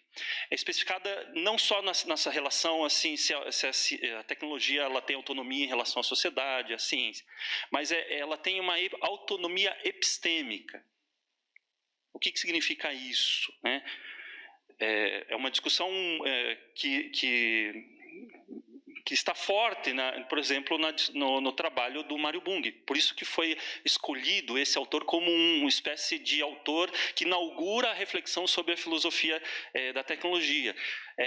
Uma autonomia epistêmica no sentido de saber se há produção de conhecimento autêntico na área de tecnologia. Por exemplo, aqui nessa sala, acredito que em casa também deve ter bastante pessoa, deve ter muita gente, né, que trabalha com engenharia, né? Aqui, por favor, levanta a mão quem é da área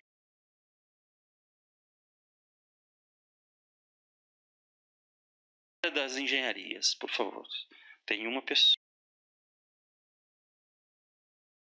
duas, três, tem umas pessoas lá no fundo.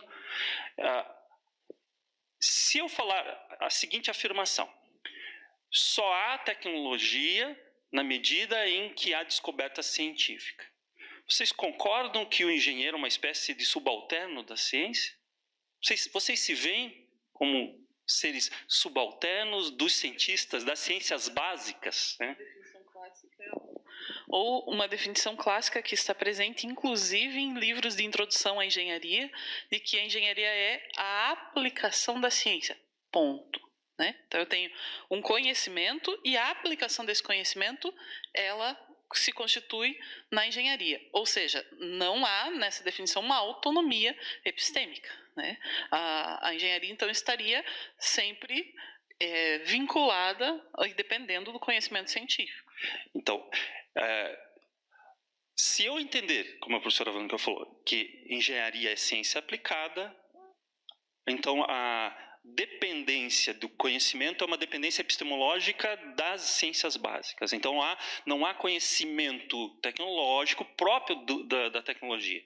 Ela, digamos, é subalterna ou ela digamos assim, filha da ciência. Então, por exemplo, esse tipo de posição talvez apareça meio que em segundo plano nas discussões de positivismo lógico, Karl Popper, porque essas pessoas estão o quê? Trabalhando o método científico. Não estão trabalhando o conhecimento da engenharia. É quase que direto. Para eles, tecnologia é ciência aplicada. Então, a filosofia da tecnologia coloca essa questão na mesa. E é algo que se fortalece, eu imagino, na segunda metade do século XX. Ela se fortalece no sentido de dizer, vamos discutir a autonomia cognitiva, epistêmica da produção do conhecimento nas áreas da tecnologia. E daí aparecem outros grandes problemas, né?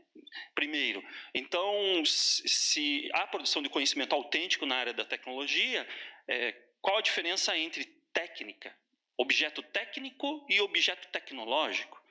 Então, o Mário Bung coloca o seguinte problema. Será que os aquedutos romanos, eles são objetos tecnológicos ou objetos técnicos? O engenheiro que criou aquele aqueduto lá, ele é um proto-engenheiro da figura da engenharia de hoje? Será que o engenheiro civil hoje ele tem como uma posição melhorada, né, do engenheiro romano? Ou tem ali, são coisas diferentes, né? Então, uma panela de barro que é produzida por um artesão para fazer um barreado, que é o prato típico paranaense, ela tem uma mesma dignidade em termos de técnica e tecnologia, comparada com uma panela de pressão feita em série, resultado de um estudo do metal, do material ali. Então, esse tipo de questão aparece no momento que a gente coloca o problema da autonomia do conhecimento tecnológico diante das outras áreas. Aparecem todos esses problemas, né? Ou seja, é uma área muito rica. E as respostas são variadas. O Mário Bung, ele tenta dar uma resposta e a resposta dele ficou conhecida, como a professora Verônica falou, de analítica. O Heidegger, ele entra aqui para pensar a questão da autonomia o Heidegger já é um caso um pouquinho à parte, mas ainda está ligado à questão da autonomia, né? O Heidegger, eu não sou especialista em Heidegger, mas acompanhando também as falas do professor Eládio, posso dizer que o que está em jogo em relação ao pensamento do Heidegger é saber a autonomia da humanidade em relação ao desenvolvimento técnico, né? O Heidegger ele tem uma preocupação metafísica sobre a técnica e, por sua vez, engloba, digamos aqui, a tecnologia. Não há uma distinção muito clara no Heidegger entre técnica e tecnologia, né? É uma preocupação metafísica. A técnica, ela tem uma essência. Então, tem um texto muito conhecido do Heidegger, muito estudado, difícil de compreensão, porque o Heidegger ele escreve o alemão que ele cria, né? O Heidegger, até o cara que fala alemão, que nasceu, ou seja, que tem a língua materna, ele tem dificuldade de entender o Heidegger, porque o Heidegger ele modifica o significado dos termos. Então, o texto, a questão da técnica, põe diante de si a possibilidade de pensar a essência da técnica. E uma das conclusões assim que surge do texto dele é que nós somos determinados pela técnica, que a técnica tem uma essência e que o ser humano ele está aprisionado pela técnica, né? Que nós não temos a liberdade aparece em outro sentido, mas nós não temos como direcionar para onde a técnica vai, né? Então, aquela sensação de desconforto de que quando surge uma inovação tecnológica, nós não temos como lutar muito com essa inovação tecnológica. Então, é uma visão até, às vezes, associada a um pessimismo tecnológico, no sentido que o homem está realmente aprisionado, né? Então, o Eládio dá exemplos na sua... em uma das explanações que eu acompanhei, ele dá exemplo assim, ó, se aqueles jovenzinhos que criaram o computador lá na garagem deles nos Estados Unidos, né, que criaram aquele computador que hoje está em tudo que é lugar, não tivessem criado, né, se eles não fossem os indivíduos lá naquele momento específico que tivesse criado, a técnica, de alguma maneira, iria criar uma outra circunstância que isso iria surgir independentemente da vontade humana, né? Então, nós estamos aprisionados, né? Então, isso pode ser estendido em várias outras reflexões. Será que o Uber continua, não continua? Será que nós temos decisões de abandonar o Uber por decisões políticas ou não, né? Se pensarmos uma linha um pouco heideggeriana, a técnica tem uma essência, se ela surge, ela pode ir contra a nossa vontade, né? Mas vou deixar a fala precisa para o Eládio, ele vai colocar as categorias, tá? Vamos agilizar. E o Gilberto Simondon, vou deixar isso aqui agora, professor. Então, Simondon, como o professor Eduardo falou, está na moda, né? Mas é justificado. Tem textos, inclusive, publicados em 2016, né? Tem ainda novas publicações surgindo do Simondon. Ele está aqui representando o que o professor Cupani, por exemplo, chamaria de uma abordagem sistemática. A gente pode discutir se essa é uma boa classificação ou não, mas ele está aqui porque a abordagem dele é, digamos, antes de mais nada, ontológica. Ele se preocupa com o modo de existência do objeto técnico. Ao contrário de outras abordagens que começam, por exemplo, pelo conceito de tecnologia, vamos estabelecer o conceito pelo conceito. Não, ele começa olhando filosoficamente, né, um olhar reflexivo, um olhar filosófico para o objeto técnico. Então, é uma perspectiva bastante interessante para a gente pensar a tecnologia, principalmente quando nós temos um público mais ligado na sua prática profissional e acadêmica à tecnologia. Bom, não vou falar muito mais sobre, vou deixar para o dia. Que mais? Bom, e aí o Finber, que o professor Gilmar da Unicentro ele vai apresentar para nós, já nos traz uma abordagem que tem um vínculo com o caráter social, né? A pergunta é pela dependência dos valores sociais, quer dizer, em que medida a tecnologia reflete valores que são valores externos a ela, e nesse quesito também estamos falando da questão da independência, né, da autonomia da tecnologia, agora com relação a valores sociais, econômicos e etc. Né? Acho que era, Só né? isso, mas... Você quer finalizar? Não. Só para ressaltar, então o Fimber, o Barra lá colocou em formato de MMA lá no slide anterior, o Fimber em contraposição ao Heidegger. Faz sentido aquilo na medida em que o Fimber imagina que o homem tem, de alguma maneira, tem uma certa abertura para intervir no destino que a tecnologia pode seguir, né? O destino, o caminho que a tecnologia pode seguir. E isso envolveria talvez elementos políticos, né, instituições políticas, organizações políticas, as organizações num certo sentido. Então a questão de pensar a tecnologia, a ciência também, né, é pensar isso levando em considerações as políticas públicas. E nesse sentido ele vê não a tecnologia de modo negativo, mas a tecnologia como um elemento de ajudar o homem. Então não tem uma tecnofobia no Fimber, né? Então o Fimber ele é lido pelos autores do estudos de Ciências, Tecnologia e Sociedade, CTS. Ele é muito lido pelos pensadores de ciência, tecnologia e sociedade por causa dessa necessidade de expandir, né, a compreensão da tecnologia para as suas relações com os elementos sociais. Não que não exista elementos específicos da área, né, da tecnologia, né, o conhecimento tecnológico propriamente dito. O que ele prega é que existe uma ligação, um diálogo entre esses dois elementos, sociais e cognitivos.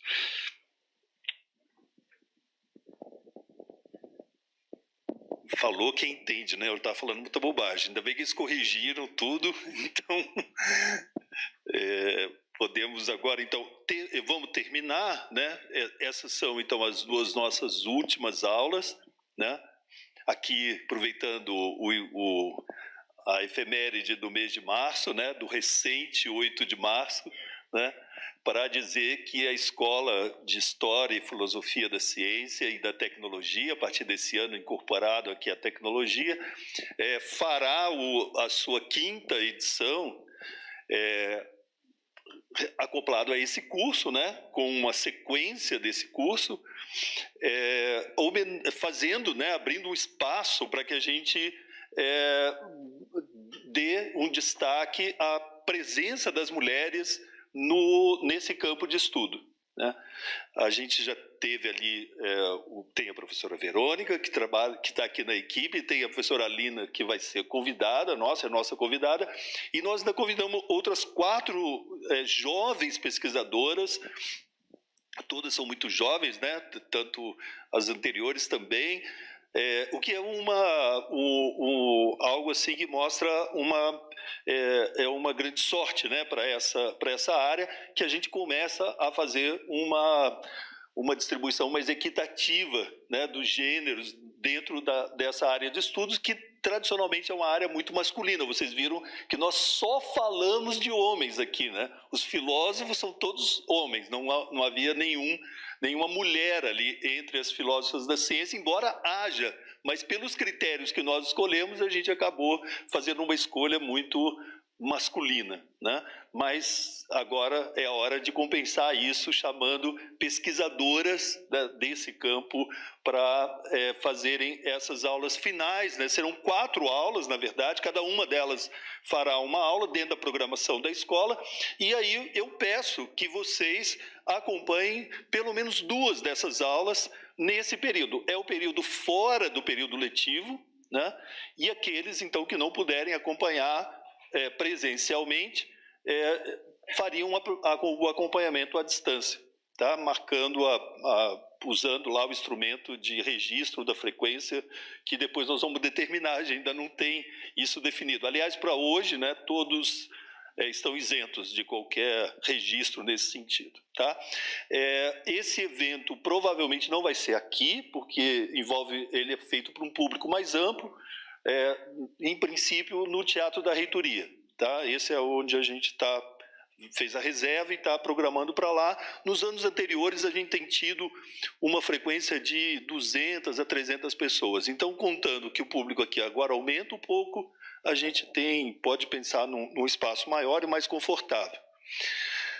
Bom, eu acho que era isso. Eu preciso abrir um espaço para vocês falarem, né?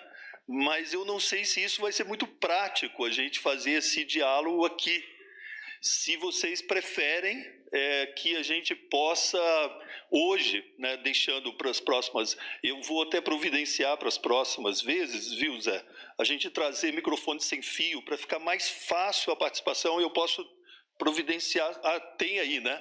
Mas vamos deixar hoje, por enquanto, sem, mas das próximas vezes para vocês poderem intervirem mais, tá? Ficar mais rápido e mais ágil a intervenção.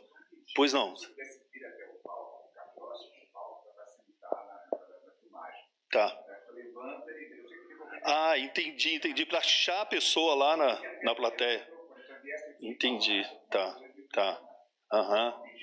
Tá bom. Tá. Vamos ver se isso acaba não impedindo as pessoas de falar. Porque aí também dá, Zé, se a gente pegar o som, já é o suficiente para quem está à distância acompanhar, né? Já é o suficiente. Não fica, de fato, uma boa imagem, alguém parado aqui ouvindo o outro falando lá, né? Não fica bom, mas pelo menos assim a gente permite mais interação com o público. Eu estou devendo a vocês um último tema, que era falar por que eu acho que quem não é filósofo deve estudar filosofia da ciência. Quem faz filosofia não tem saída, tem que fazer essa disciplina, né? Então eu pergunto a vocês têm alguma intervenção que acham que é indispensável fazer hoje e não tem como postergar para a próxima aula? Se não tiverem, eu passo então a falar isso, falo uns 10 minutos e a gente encerra. Pode ser assim? Algum encaminhamento diferente desse? Não, né? Então, beleza. Então, deixa eu contar um pouco para vocês por que eu achei que o que nós vimos fazer aqui é muito importante. Vou mudar um pouco de posição aqui, para não ficar muito monótono, né? Deixa eu ficar um pouco mais para frente aqui. Bom, então, repetindo, nós não estamos pensando em formar especialistas em filosofia da ciência e da tecnologia. Não é esse o objetivo, né? Exceto se alguém aqui, entre vocês, tem interesse real nesse campo, né? A gente vai poder, no máximo, trocar alguns pontos de vista, etc. Né? A ideia não é entrar em maiores detalhes sobre cada um desses temas que nós vamos levantar aqui. Por que a gente acha isso importante? De uma certa maneira, isso já foi falado nas justificações dessa disciplina, mas eu vou reforçar. Eu entendo, e aqui não só como alguém ligado a essa área, mas sobretudo como um professor, alguém do mundo da universidade, vamos dizer assim, e das escolas, né? Eu acho mais do que urgente os cientistas ocuparem a cena pública. Nós cada vez vemos mais segmentos sociais se projetando na cena pública e até mesmo ocupando espaços de poder. E nós, cientistas, muito acuados, como se isso não dissesse respeito ao nosso ofício. Entre outras coisas, o que nos falta para fazer isso? Claro que falta talento como orador, talento como político, talento de várias naturezas diferentes. Nossa vocação, como dizia Max Weber, é para a ciência. Ciência é uma vocação, política é outra vocação, né? Eu concordo com isso também, né? É muito difícil a gente encontrar alguém que consiga conciliar essas duas vocações. Mas nós não podemos nos omitir. Cada vez mais a gente vê pessoas sem a mínima qualificação ocupando espaços que deveriam ser ocupados por pessoas que têm formação como vocês, que fizeram uma sólida formação científica, uma sólida formação acadêmica, têm uma sólida capacidade para refletir, para considerar as diferenças, para opor pontos de vista e não seguir dogmaticamente uma única visão sobre as coisas. como se fizesse daquilo a única razão da pessoa existir, seguir aquele modo de pensar. Ninguém faz ciência assim. Né? Tenho certeza que isso não atrai nenhum de vocês, não atrairia nenhum de vocês a fazer uma carreira de 10, 15 anos na universidade para poder perseguir um único ponto de vista. Eu tenho certeza, sobretudo os que vieram aqui, né, para discutir filosofia da ciência e da tecnologia, é porque estão muito mais interessados em pensar de maneiras diferentes, em mudar o ponto de vista, em olhar de uma outra maneira, né? Em considerar a possibilidade de que o outro esteja certo, né? De levantar dúvidas sobre as suas crenças e entender uma coisa que é fundamental. E quando a gente estuda a filosofia da ciência, a gente tem uma chance real de se aprofundar sobre isso. Que é o quê? Entender que quanto mais a ciência progride, não é só mais conhecimento que nós temos, é mais ignorância. A gente tem que ter uma posição menos dogmática sobre o que a gente conhece, porque amplia a nossa ignorância. A gente passa a saber muito mais sobre o que a gente não sabe, né? Alguém fez uma imagem a esse respeito, eu vou lembrar o nome da pessoa, do autor, que eu acho perfeito. Imaginem uma esfera. Vocês que conhecem matemática, professor Cifuentes, corrija se as minhas informações não estão boas. Eu acredito que tenha sido o Poincaré que fez essa analogia. Ele dizia o seguinte, que imagine que o conhecimento e a ignorância estão representados numa esfera. O conhecimento cresce como o diâmetro da esfera. A ignorância como a área da esfera. Então imaginem que quanto mais cresce o diâmetro, a ignorância cresce muito mais, né? A famosa frase socrática, só sei que nada sei, tem que estar no debate público. A gente tem que ter pessoas menos dogmáticas conduzindo os debates públicos sobre o que quer que seja. Eu não estou falando só as questões de Estado, da política, não, né? Coisas muito simples, dar opinião num jornal, né? num meio de comunicação, numa rede social, né? E eu acho que vocês estão muito bem preparados para fazer isso. Mas falta a muitos de nós o quê? Um arsenal de ideias sobre o que fazemos. Ou seja, falta aquilo que eu chamei mais cedo aqui de reflexão. Não é só pensar a ciência, mas pensar como nós pensamos a ciência, ou seja, é uma metacognição, né? Criar uma instância onde eu seja o objeto da minha reflexão. Vocês já ouviram um dia falar de René Descartes, né? Todo mundo um dia ouviu falar disso, desse sujeito, né? Ele, com a frase mais famosa dele, que aliás foi tema de uma escola de samba no Rio de Janeiro, né? Penso, logo existo. O que o Descartes estava fazendo com isso? É um exercício de metacognição. Ele não só estava pensando, ele estava pensando sobre o que ele pensa. Isso é um nível de habilidade cognitiva que certamente todos vocês são capazes. Que todo mundo deveria ser capaz, né? Mas isso exige também, como todas as outras atividades cognitivas, exige formação, exige tempo, exige maturidade, né? Bom, nós vamos começar a fazer um exercício nesse plano, né? Quando a gente faz filosofia da ciência, é isso que a gente está fazendo. Eu quero que vocês usem aqui essa oportunidade, até o trabalho final da disciplina vai ser nessa perspectiva, que vocês usem essa oportunidade justamente para isso, para se enxergarem como cientistas. O que eu faço na minha prática como cientista? Como é a minha relação com a minha profissão? Como é a relação com a minha formação, com a minha pesquisa? Então, nos colocarmos como objeto de nós mesmos, né? E é isso que eu acho que é muito importante para qualquer profissional. qualquer profissional. Hoje se fala na formação de professores, por exemplo, o professor Cifuentes é um expoente nessa discussão entre nós, se fala da formação do profissional reflexivo.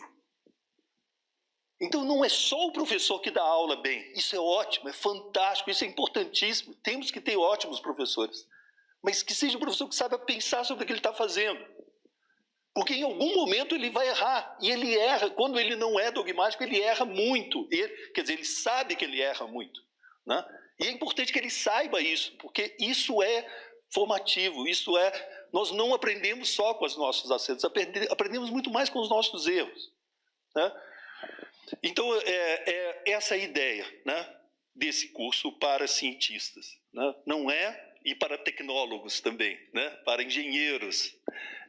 Não é apenas para vocês ficarem mais eruditos, saberem um pouco mais sobre filosofia, poderem ter assunto no Facebook, né, poderem fazer um papel bonito assim numa mesa de bar, etc., com a família no jantar, no almoço de domingo, né?